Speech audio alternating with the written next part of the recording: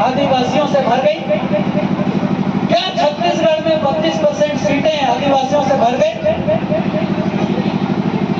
और अगर नहीं भरी है तो फिर काहे का कोटा के अंदर कोटा का बात करते हो भाई?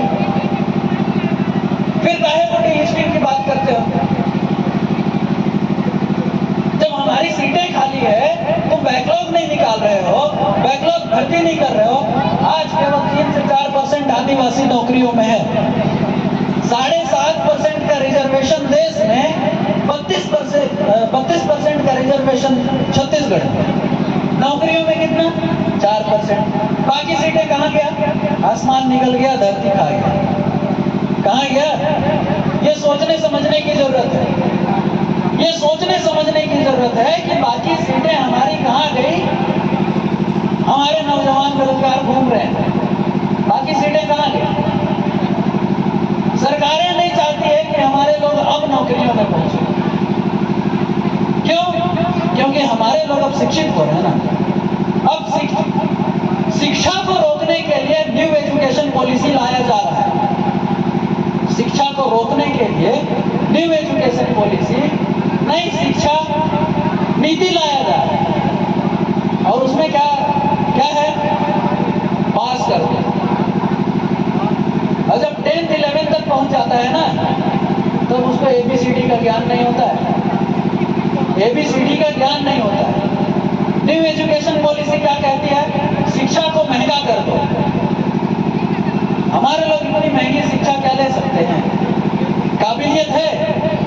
हमारे लोगों के पास 5 एकड़ जमीन नहीं है। आज गिने चुने लोगों के पास 5 एकड़ से ज्यादा की जमीन है। कल के दिन में वो 1 एकड़ हो जाएगा। उतने जमीन में कोई कमा के साल भर खा सकता है? नहीं खा सकता है। और अगर नहीं खा सकता है तो बाकी जितना कमाएगा उतना तो खाएगा ना। उसके बाद बाकी का कमियों को पूरा करने के लिए कहां जाएगा? गुलामी करने के लिए। आज अनुकूल वातावरण है। आज हम हमारे समाज के लिए लड़ाई लड़ सकते हैं। आने वाला समय इतना भयानक है ना कि आने वाले समय में हम गुलामी करते रह जाएंगे।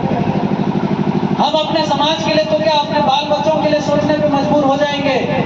कल ये स्थिति आने वाली है। इस चीज को, इस बात को हमारे यहाँ पे उपस्थित तमाम आदिवासी साथी, माता बहनें और नन्हे मुन्ने बच्चे इस बात को याद रखें कि आने वाला पीढ़ी किस तरह से हमारा होने वाला है। और इसीलिए आज हमको लड़ाई लड़ने की जरूरत है।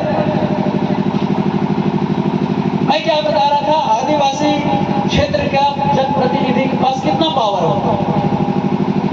कोई भी जब फैक्ट्री खुलता है ना, तो MOU साइन होता है। उसको बोलते हैं मेमोरेंडम ऑफ अंडरस्टैंडिंग। ये मेमोरेंडम ऑफ अंडरस्टैंडिंग जो है, सरकार, आदिवासी नेता वहां का, जहां वो फैक्ट्री खुलेगी वहां का आदिवासी नेता और कलेक्टर, इनके बीच में MOU साइन होता है। इसका मतलब ये है कि जब तक आदिवासी जनप्रतिनिधि उस पर दस्तखत नहीं करेगा, तब तक सरकारें वहां की जमीन नहीं ले सकती, वहां फैक्ट्री नहीं खोल सकता। लेकिन आज ये सारी चीजें हो रही है हमारे आदिवासी क्षेत्र में। इसका मतलब ये कहा जा सकता है कि हमारे द्वारा चुने हुए विधायक और सांसद दोगले हैं। हमारे द्वारा चुने हुए विधायक और सांसद जो हैं वो दोगले हैं, जो हमारे हक और अधिकार को, हमारे जल जंगल जमीन को लुटाने का काम कर रहे हैं। हमारे पास जो समस्याएं हैं, हमारे जो अधिकार खत्म हो रहे हैं, हमारे लोगों पे जो अन्याय और अत्याचार हो रहा है, उसको विधानसभा में आवाज उठाने के बजाय वो लोग मलाई खा रहे हैं। हमारे लोगों पे अन्याय अत्याचार को रोकने के लिए उनको विधानसभा में, संसद में कानून बनाना चाहिए। वो कानून बनाना छोड़ करके वो सत्ता की मलाई खा रहे हैं।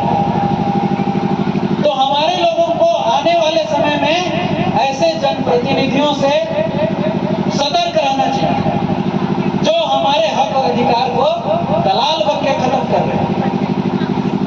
साथियों, मैं आप सभी को ये कहना चाहता हूं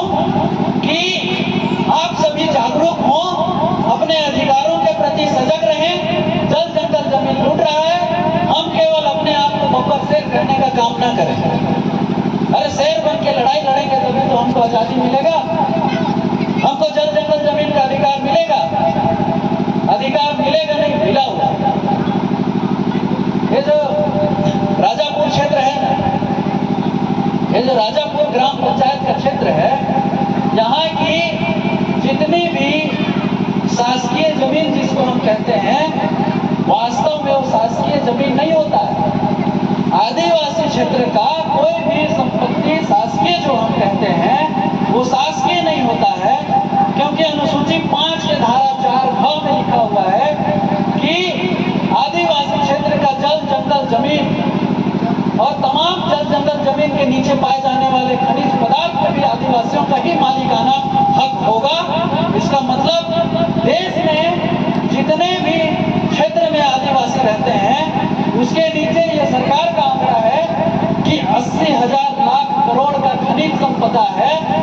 इसका मतलब क्या है? इसका मतलब यह है कि 80,000 लाख करोड़ के खनिज संपदा का मालिक आदिवासी है।